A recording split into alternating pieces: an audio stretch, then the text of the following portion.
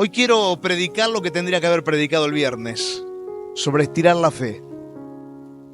El domingo pasado les hablé sobre las ideas que tienen consecuencias. Nosotros tenemos ideas en nuestros pensamientos y vivimos en un mundo que vive moldeando nuestro pensamiento continuamente. Yo les explicaba el domingo pasado, si nos vamos a la historia, bien a la historia,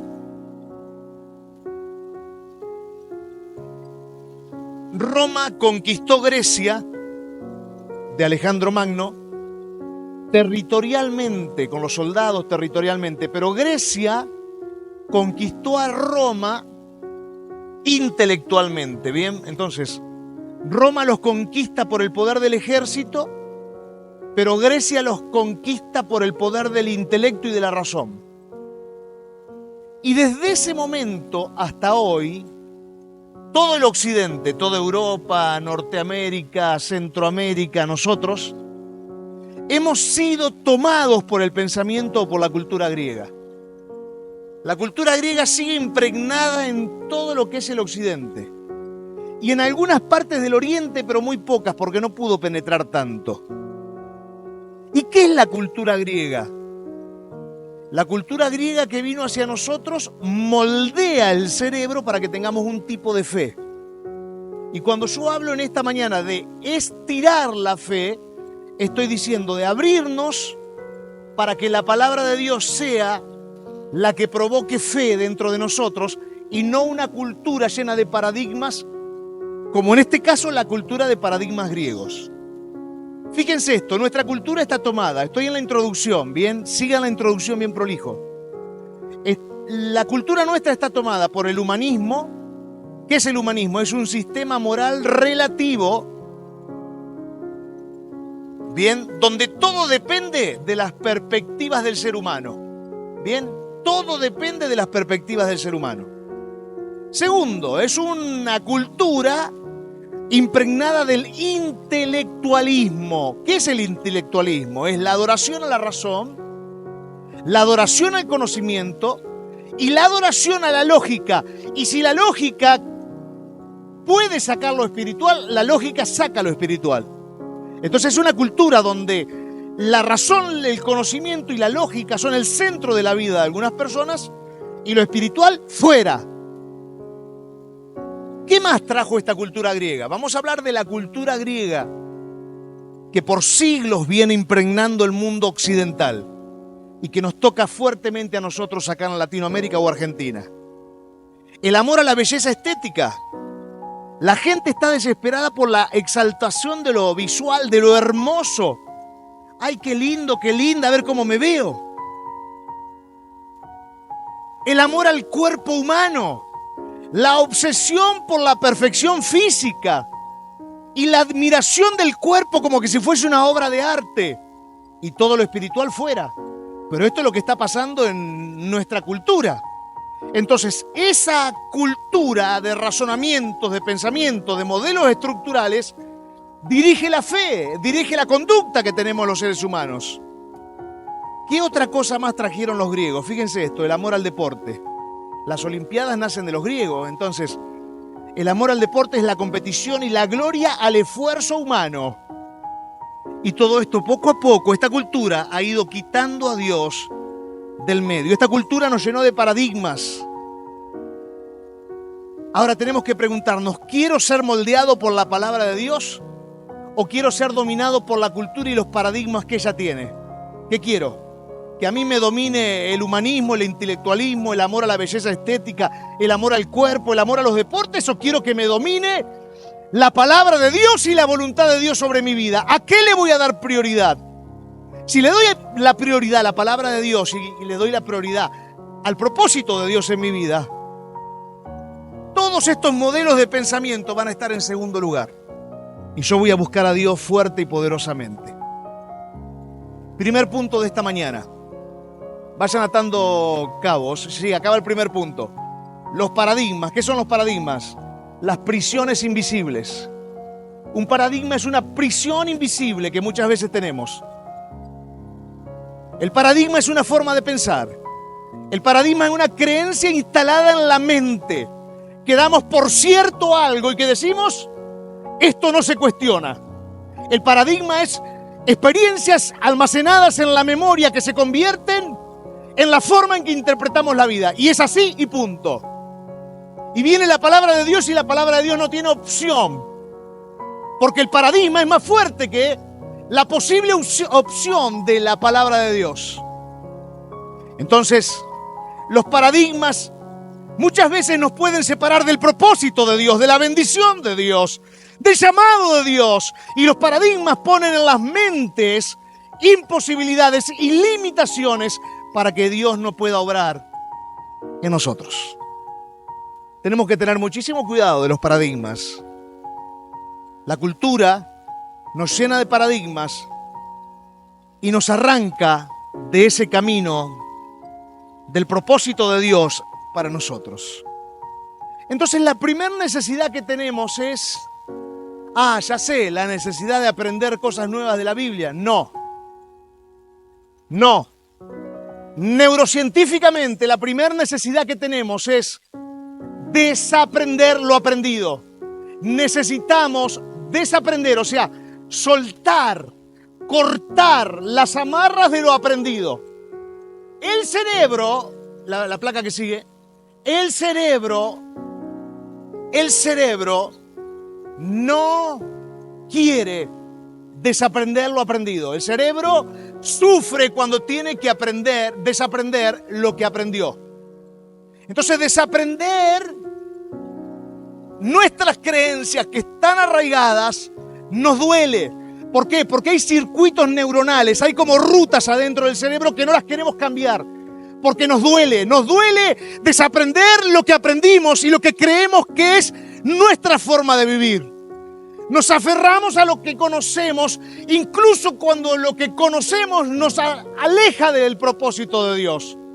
Nos aleja de lo espiritual. Tenemos que desaprender.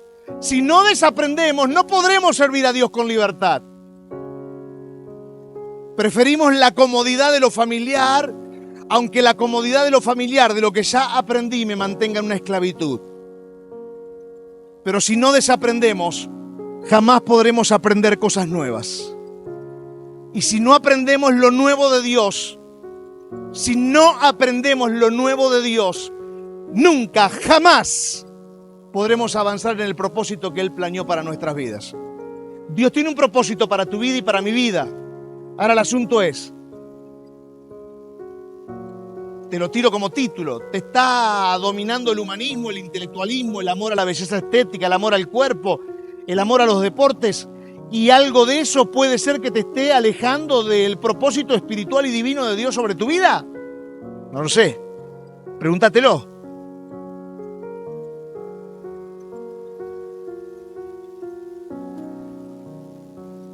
Israel estuvo 400 años presa de un sistema territorial, se llamaba el pueblo Egipto. Egipto tuvo preso a Israel 400 años, bien. Pero era un sistema de esclavitud donde había más de 1000 dioses a los que Israel se había desviado, bien. Entra Israel al desierto porque Dios lo libera de Egipto. Entra al desierto y tenía un camino de 11 días, y agarraba el camino corto, a la tierra prometida. O supónganse, el camino fue de 2 años hacia la tierra prometida. Pero cuando llegaron a la tierra prometida, a la tierra nueva, la mentalidad seguía atada a Egipto. Los paradigmas que habían creado en Egipto no le permitieron alcanzar la bendición de Dios. A veces los paradigmas te sacan del llamado de Dios, te arrancan la posibilidad de servirle a Dios. Dice Apocalipsis 14:13 que benditos sean los que mueran en el Señor, porque descansarán de sus obras, y sus obras, de sus trabajos descansarán, y sus obras le seguirán. Bendito el que muera en el Señor. Esta semana hemos sido conmovidos, yo por lo menos fui conmovido de 4 fallecimientos en la ciudad de gente muy conocida. A mí me tocó en el corazón muy fuerte. Y yo digo, Por eso ayer estaba pensando a la tarde, Apocalipsis 14:13, bendito el que muere en el Señor. Bendito el que muere en el Señor. Porque descansará de su trabajo. ¿Cuál es su trabajo? Servir a Dios, servir al prójimo, seguir el propósito sobre mi vida. Y dice después, y sus obras, lo que haya hecho en la tierra, le seguirán en la eternidad. Entonces, cuando hay muerte, la muerte trae tristeza para los que tenemos que despedir al que ha fallecido. Pero hay alegría para el que murió, porque se encuentra con el Señor. Bendito el que muere en el Señor, dice. Ahora, si yo no muero habiendo hecho la voluntad de Dios y habiendo estado en el Señor, ¿seré bendito? Solo es una pregunta. Número 2, romper los límites. Dios tiene planes más grandes que nuestra vida. Pero muchas veces nuestros pensamientos nos limitan. Dios se encontró con Abraham. Génesis 15, del 1 al 5. Después de estas cosas vino la palabra de Jehová a Abraham en visión diciendo: no temas, Abraham, yo soy tu escudo, y tu galardón será sobremanera grande. Y respondiendo Abraham: Señor Jehová, ¿qué me dará siendo así que ando sin hijo? Y el mayordomo de mi casa es ese Damaseno Eliezer. Dijo también Abraham: mira, que no me has dado prole, y he aquí que será mi heredero un esclavo nacido en mi casa. Luego vino a él palabra de Jehová diciendo: no te heredará o sea, el esclavo, el Damaseno Eliezer, sino un hijo tuyo, el que te heredará. Y lo llevó fuera y le dijo: mira ahora los cielos y cuenta las estrellas si las puedes contar. Y le dijo: así será tu descendencia. Entonces, hay que romper los límites. Abraham viene con 100 años de una vida donde las cosas no se le dan. Quiere tener un hijo, no puede. Quiere tener un hijo, no puede. Hay esterilidad en la esposa que tiene 90 años. Se le hace imposible poder tener un hijo. Fueron muchos años donde el paradigma se le limitó. Y no puede creer que Dios vaya a cumplir una promesa con él. Paradigma rígido, paradigma totalmente impregnado de una realidad que no tiene nada que ver esta realidad con la verdad del cielo. La realidad no era la misma que la verdad que se hablaba en el cielo sobre él. Por eso cuando a Jesús le dijeron: ¿cómo tenemos que orar? Jesús dijo: oren así: Padre nuestro que estás en el cielo, santificado sea tu nombre, venga la voluntad del cielo a mi vida. Hágase tu voluntad en el cielo, acá en la tierra. La voluntad del cielo era que Abraham tenga un hijo. Pero Abraham le dice a Dios que no puede tener un hijo, que él solamente puede ver un hijo. La costumbre era que si tenías un esclavo y vos no podías tener un hijo, el hijo del esclavo podía convertirse en tu hijo, pero en realidad no era tu hijo, pero sí la cultura te lo permitía. Entonces le dice en el paradigma, miren lo que son los paradigmas: mi heredero será el siervo, el Damaseno Eliezer. Se limita a lo lógico, se limita a lo razonable, se limita a la realidad, pero no puede abrir la mente a la promesa. No puede conceptualizar la promesa que le acaba de hacer Dios. Entonces, ¿cómo le responde Dios? Dios le pega un hachazo en la cabeza y le dice lo siguiente: salí afuera y mirá las estrellas del cielo, en el verso 4 y 5. Y cuando ve las estrellas del cielo, las multitudes de las estrellas, él puede ver lo que Dios le dice: así va a ser tu descendencia. Entonces él puede ver una imagen superior al paradigma. Dios lo confronta con una imagen mayor que su propio paradigma. Dios desafía las ideas de Abraham. Dios abre los ojos de Abraham a un mundo de fe, de posibilidad. Dios viene a renovar la mente de Abraham y a quebrar el pensamiento limitante que tenía Abraham. a romperle el límite que lo estaba estrangulando, a vivir una vida mediocre y una vida limitada. A eso venía Dios. Porque Dios desea prosperarnos en todo a cada uno de nosotros. Dice 3 de Juan 2: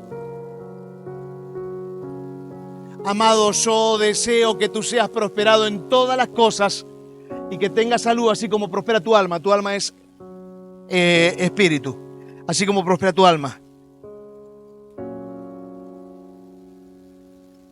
A ver si podemos entender esto, que la voluntad de Dios es que cada uno de nosotros podamos prosperar.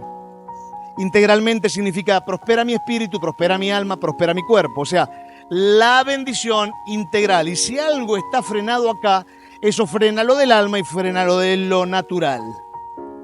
Juan 11:6 dice, Juan 11:6, pero sin fe es imposible agradar a Dios. Por eso tenemos que en esta mañana entender el tema, expandir la fe. Porque es necesario que el que se acerca a Dios crea que le hay y que es galardonador de los que le buscan. Habacuc 2:4, parte B. Mas el justo por fe vivirá. Mas el justo por fe vivirá. Entonces, estamos llamados todos nosotros a desafiarnos, a estirar nuestra fe y a romper todos los límites que nos están prohibiendo servir primeramente a Dios y ser expandidos y prosperados en todo lo que Dios está soñando para nuestras vidas. Punto final. Voy al último punto de esta mañana. El poder del evangelismo. El evangelismo trae, acá, miren, número 1, avivamiento. ¿Por qué? Porque las personas se convierten a Cristo. Creo que todos los que estamos acá nos hemos convertido a Cristo. Número 2, el evangelismo, cuando se mueve la palabra de Dios, cuando se mueve el poder del Espíritu Santo, produce reformas. ¿Qué significa que produzca reforma el evangelismo? Que reforma las mentes, renueva las mentes, las arranca del humanismo, las arranca de la lógica, las arranca de la razón, las arranca del amor al cuerpo, las arranca del amor a la vista, las arranca del amor a cualquier cultura, las renueva por la palabra. Bien, pero no queda ahí. No queda ahí el evangelismo. El evangelismo también es restauración. ¿Qué significa? Que las vidas son transformadas desde el punto de vista donde son restauradas en todo a la imagen de Cristo. Porque si Cristo tenía algo para Juani, lo primero que ocurre es que se salva su vida porque se entrega a Cristo. Lo segundo que ocurre es la reforma, la mente es renovada, tiene una renovación de la palabra. Y lo tercero que ocurre por propia consecuencia de la reforma es la restauración. Todo se restaura y Juani muere siendo el hombre que Dios soñó que sea a la imagen de Cristo. ¿Me siguen? Josué 1:9 dice, mira que te mando que te esfuerces y seas valiente. ¿Qué dice Dios? Nos manda que nos esforcemos y seamos valientes. Entregarnos a Cristo es un acto de fe, donde el espíritu se convierte de forma instantánea. Renovar la mente es un acto de proceso, no de suceso. No ocurre en un suceso de un día. Y hay un esfuerzo muy grande y una valentía muy grande que tengo que tener y no tengo que desmayar para reformar mi mente de esfuerzo, de dedicación, de conocimiento, porque Jehová tu Dios estará contigo donde quiera que vaya. Pero dice Dios, te mando que te esfuerces y que seas valiente. Ahora miren esto, que estaba recién. El evangelio es un proceso de transformación. ¿Por qué? Porque trae arrepentimiento y me hace entregarme a Jesús. O sea, me arrepiento de la vida que yo llevaba. Me arrepiento de los patrones mentales que yo utilizaba para vivir. Y me voy a la fe en Jesús. Luego de la fe en Jesús viene la renovación de la mente a través de la palabra. Y luego de eso viene el progreso, viene la restauración que brotan desde adentro de nosotros después de que hemos reformado nuestra manera de pensar. Por eso tenemos que expandir la mente. Tiene que haber una expansión en nuestra mente hacia la palabra para que la palabra expanda la fe de cada uno de nosotros. Estamos dentro de una cultura dominante. Occidente está tomada por una cultura dominante ahora. ¿Puedo crear una subcultura dentro de esa cultura dominante en mi vida? Por supuesto. Tengo que crear una cultura que sea más fuerte que la cultura del mundo. Ahora, ¿y cómo hago yo para que no solo quede en mí? Bueno, tengo que hacer discípulos. No solo tengo que evangelizar, por eso es tan importante los hogares que educan. Si alguien no va a un hogar que educa, tiene que participar. ¿Por qué? Porque en el hogar que educa se hace un discipulado mano a mano. Y en el hogar que educa pasa algo hermoso. ¿Qué es lo que pasa?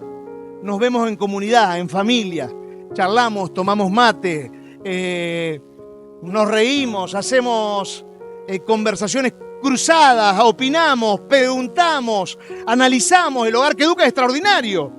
¿Por qué? Porque el hogar que educa me permite a mí ser discipulado. Entonces, no alcanza solo con predicar, sino que viene un tiempo en que no solo vos tenés que ser reformado, sino que tenés que hacer discípulos. Viene un tiempo en el que hay que hacer discípulos. ¿Por qué? Porque no puedo pensar solo en mí, sino que tengo que saber que hay un llamado a las generaciones. ¿Qué es esto de que estoy diciendo un llamado a las generaciones? Quiero que lean Hebreos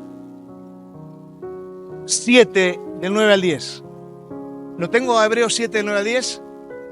Hebreos 7, del 9 al 10. ¿No está? ¿No? No. Bien. Hebreos 7, del 9 al 10 dice: Dios vio los diezmos de Abraham en Leví. O sea, cuando Dios vio a Leví, dice, no había nacido. Leví es un tataranieto de Abraham. Cuando Dios vio a Leví, vio los diezmos que había dado Abraham. Pero ¿cómo si este no había nacido cuando este estaba dando los diezmos? Porque Dios es un Dios de generaciones. ¿Qué significa? Lo que yo hago bien ahora va a impactar en mi hijo, en mi nieto, en mi bisnieto, en mi tataranieto y en las generaciones, andá a saber hasta dónde. Por otro lado, dice Éxodo 34:7 que la maldición generacional alcanza hasta la tercera y cuarta generación. O sea, somos benditos por 1000 generaciones, pero la maldición generacional alcanza hasta la tercera y cuarta generación. A ver, tenemos que animarnos a romper nuestros paradigmas para expandir la fe. Número 1. Número 2. Tenemos que esforzarnos por estudiar la palabra para que la palabra produzca la reforma. Y la restauración viene sola. O sea, ¿me reformo y viene la restauración o no me reformo y viene el caos? Tengo que elegir. ¿Me reformo y viene la restauración o no me reformo y viene el caos que tengo adentro? Pero no alcanza con que me quede para mí. Tengo que pensar en hacer discípulos. Alejandro no puede pensar en solo estar bien él tiene que pensar en discípulos. ¿Se entiende? Candelaria no puede pensar en solo estar bien ella y reformada y Dios me bendice y Dios me prospera. No. Tengo que amar a los discípulos. Tengo que tener discípulos. Porque fue lo que nos enseñó y nos pidió como mandato Jesús. Bien. Ahora no alcanza con que Jorge piense solo en él. Jorge tiene que pensar en su hijo, en su nieto, en su bisnieto. ¿Y qué significa? Que la reforma que Jorge haga en su mente, que va a producir una prosperidad y restauración, porque lo promete la palabra de Dios, eso va a impactar en tu hijo, en tu nieto, en tu bisnieto. Y todo lo que vos no hagas va a impactar también en tu hijo, tu nieto y tu bisnieto. Entonces, no alcanza con que Jorge haga discípulos. Jorge tiene que también pensar en la generación sanguínea de él. Estamos ante un gran desafío. El desafío de dejarnos renovar. El desafío de decir, Señor, no quiero que la cultura me maneje. No quiero que los elementos de la cultura sean el paradigma que rija mi vida. Me quiero ir para el otro lado, Señor. Yo quiero que la palabra sea la que me dirija.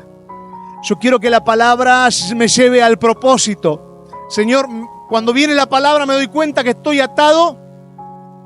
Recuerden los 5 parámetros que le puse. La primer placa de la mañana, por favor. La primer placa. Teníamos acá. Bueno, vamos a la primer placa.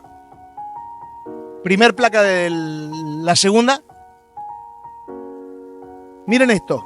Tengan muy en cuenta esto. Nuestra generación y siglos anteriores también está siendo dirigida por el humanismo, por el amor al cuerpo, por el intelectualismo, por el amor a los deportes y por el amor a la belleza estética. Detrás de toda esta cultura hay espíritus que hacen que la gente quede atada y no pueda servir a Dios. Ponen primeramente esto y no la palabra de Dios. Y la palabra de Dios rompe los razonamientos. La palabra de Dios rompe los paradigmas, las culturas, las ideas, los pensamientos.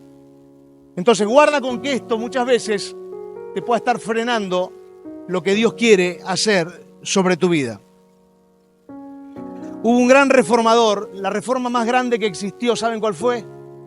La reforma, hasta el año 300, para que ustedes tengan idea, se continuó el discipulado que hacían los apóstoles, pero en el año 300 se desvirtuó todo, aproximadamente por ahí. ¿Por qué? Ahí es donde nace la Iglesia Católica, donde hay un papa, donde ya todo lo conocido. Y la reforma más grande que nosotros hemos vivido fue la del año 1500. ¿Por qué fue la reforma más grande? La de Lutero. La de Lutero fue la reforma más grande de todas las reformas. ¿Saben por qué? Porque Lutero decidió que quería poner una escuela en cada ciudad para que se enseñe todo esto. Lutero tuvo en su mente que no solo quería una reforma personal o para las generaciones de él o para los discípulos de él. Él dijo, quiero tener un proyecto de crear una escuela en cada ciudad.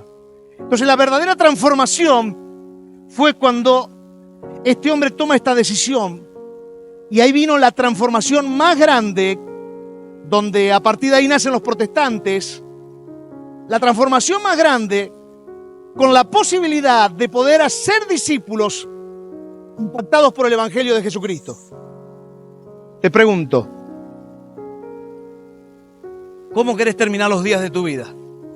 No, me falta mucho. Mirá, tenemos que vivir como que si nos fuésemos hoy. Les dije estos 2 días con estos 4 fallecimientos que me impactaron el corazón. Me impactaron y me tocó adentro, me tocó en serio. Me rompieron la cabeza. Porque te podés ir con cualquier edad.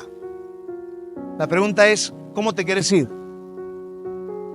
¿A qué le querés dar prioridad? ¿Te querés mantener en una posición en la que vos digas voy a vivir así? ¿O te querés posicionar sobre una migración, migrar hacia otro modelo de pensamiento? Dios te está llamando a estirar tu fe. Dios te está buscando. Dios te quiere usar. Yo un día, hace muchos años, tuve 20 años. Y ese día me di cuenta de que Dios me quería usar. Con lo poquito, lo mucho que sea. Pero ese día le entregué mi vida. Y podía haber puesto un montón de excusas. No es que no las podía haber puesto. Me acuerdo que yo jugaba a la pelota los domingos a la tarde. Jugaba al fútbol. Y los partidos son los domingos a la tarde. Los campeonatos eran los domingos a la tarde. Yo tomé la decisión ese año de... el ir al fútbol me limita el poder servir a Dios. Dejé el fútbol. Futbolista de toda la vida era y dejé el fútbol porque quería servir a Dios. Me acuerdo que no tenía trabajo acá en ese momento y estaba trabajando en San Antonio de Areco. Y yo tenía ganas de servir a Dios, así que me vine de allá, del trabajo de allá, para no tener trabajo y servir a Dios. Quería servir a Dios. Todo lo que tuve que dejar lo dejé para servir a Dios. Cada uno tiene que decidir cómo quiere morirse. Me equivoqué 1000 veces, pero siempre con el corazón adelante de la mesa, de rodilla delante de Dios, humillado delante de Dios y firme con decir no me quiero morir sin cumplir la voluntad de Dios. Y la verdad, quedarme en la tierra para hacer mi voluntad, me prefiero irme hoy mismo, dentro de 2 minutos. Sinceramente. Todo lo que tuve que dejar lo dejé. La pregunta es, esta placa, ¿vas a permitir que algo... Esa placa, la que estaba recién. No, la que es... Termino con esto. Nabucodonosor tiene un sueño. Nadie pudo interpretar el sueño de Nabucodonosor. lo llaman a Daniel. Daniel tenía unos 90 años, 85 años. Daniel era un genio, un hombre dirigido por el Espíritu de Dios. Daniel manejaba 10 idiomas, imagínense quién era. El imperio más grande que existía en ese momento, el imperio de Babilonia, lo dirigía Daniel. El rey Nabucodonosor le dice, mirá, soñé esto. Y le empieza a mostrar que había soñado con una estatua, y le empieza a mostrar cómo era la estatua. Y en los lomos, y acá en el centro, en los lomos, había una ilustración de la estatua. Entonces, primero le muestra cómo era la cabeza, después le muestra cómo eran los pechos, después le muestra cómo eran los lomos. Y en los lomos está el aparato reproductivo del ser humano. La cabeza, Daniel le dice, de esta estatua representa tu reino, oh rey. El reino de Babilonia. Los pechos de esta estatua representan el reino de los persas. Pero lo de los lomos representa el reino de Grecia. Y las piernas representaban el reino de Roma. Todo eso se lo revela Daniel antes de que eso ocurra. ¿Por qué el reino de Grecia representa la parte donde el ser humano tiene la reproducción? Por esto, el reino de Grecia nunca iba a terminar, siempre iba a estar reproduciendo la idea, el modelo de pensamiento cultural que el mundo iba a necesitar. Va a estar hasta el último minuto en que nosotros estemos en esta tierra. Este aparato reproductivo tiene detrás fuerzas demoníacas para frenar a la gente de su llamado, para que la gente no se entregue a lo espiritual, para que la gente no rinda su vida a Dios. Entonces no, el humanismo, todo es relativo, no es así. El amor al cuerpo, primero mi cuerpo, después Dios. El intelecto, la razón, la lógica que me separan de lo espiritual. El amor a la belleza, miren cómo soy de lindo, de linda. El amor a los deportes. Todo esto tiene fuerzas espirituales detrás. Pero ¿está mal hacer deporte? No está mal hacer deporte. ¿Y cuidar el cuerpo está mal? No está mal cuidar el cuerpo. Y ser una persona inteligente que razona, que tiene lógica, ¿está mal? No está mal. El tema es cuando esto es el centro de tu vida y te aleja de Dios y de tu llamado. Te invito a cerrar tus ojos y a que puedas decirle al Espíritu Santo en esta mañana: Señor, quiero ser libre para poder servirte. Señor, quiero formar en mi mente una mente reformada para ser restaurado. Señor, no puedo seguir viviendo el caos que vivo, alejado de tu presencia por no reformar mi mente. Quiero romper, Señor, con ese sistema moral donde todo es subjetivo y depende de la perspectiva, Señor. En esta mañana se han quebrado esos patrones. Señor, quiero romper con el intelectualismo, donde adoro la razón, donde adoro el conocimiento, donde adoro la lógica. Y ese es el centro de mi vida, Señor. Quiero romper en esta mañana con eso. Vamos, si tenés que romper con eso, rompelo. Otros tal vez dicen, tengo que romper con el amor a la belleza estética, que estoy siempre pensando en mi visual. Y quiero la exaltación visual de mi vida. Y quiero lo hermoso como un valor central. Otros tal vez dicen, necesito romper con mi amor al cuerpo, con la obsesión de la perfección física y la admiración al cuerpo como una obra de arte, porque eso no viene de Dios. O tal vez el amor a los deportes, a la gloria del esfuerzo, que es como meta en sí misma. No sé, pero si hay algo que te separa de Dios, hoy te animo a estirar tu fe y a romper todo aquello que pueda estar siendo un gigante delante de tu vida. Te bendigo en el nombre de Jesucristo, para que cuando tengas que irte, como dice Apocalipsis 14:13, benditos los que mueren en el Señor, porque descansarán de sus trabajos y sus obras les seguirán. Te seguirán las obras, lo que hiciste para Dios. Estás llamado a impactar. Estás llamado a ser un guerrero, una guerrera de Dios. Estás llamado a formar generaciones. No estás llamado a pasar desapercibido en la vida. No sos uno más. Fuiste dotado con talentos y con dones. Hay una unción de la perfección de Dios sobre tu vida. Por eso hoy es el tiempo de la reforma. Tenés que animarte a reformar tu mente y a dejar todas aquellas cosas que no tienen nada que ver con la voluntad de Dios. Hoy te bendigo para que puedas decir, como dijo Jeremías: Señor, heme aquí, envíame a mí, Señor. Hoy te invito a que puedas decir y levantar tu voz en alto y decirle: Señor, heme aquí, envíame a mí. O como dijo Samuel: Señor, habla, que tu siervo oye. Tal vez tengas que decir: Señor, habla, que tu siervo oye, porque acabo de abrir los oídos a lo espiritual y quiero oír lo espiritual y no lo racional, no lo humanista, no lo demoníaco.